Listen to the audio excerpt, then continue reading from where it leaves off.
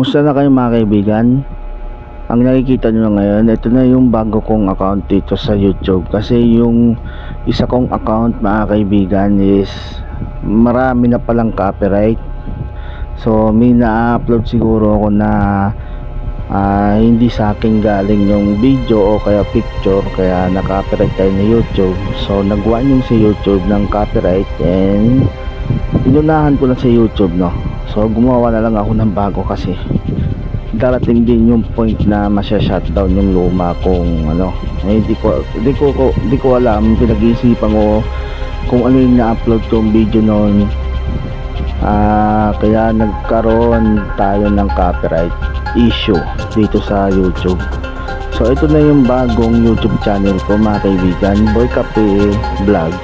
Ako pa rin ito mga kaibigan, So dito nyo makikita yung hindi ko na siya hindi ko na siya babaguhin.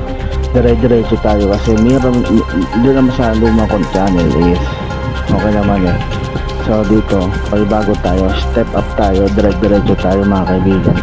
Sana sa mga sumusuporta sa akin doon sa kabilang channel ko is mapansin itong bago kong ginawang YouTube channel, kasi may issue yung luma kong account ng copyright. Okay, so delikado pala yung copyright, So first experience ko sa YouTube is to avoid copyright image and video and taking without permission.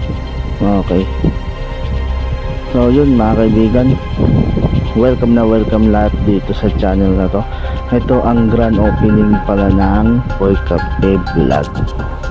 Kasi yung yung luma kong YouTube channel is Boy Cafe TV, diba? Ito bago, Boy Cafe Vlog. Stay tuned mga kaibigan. Salamat.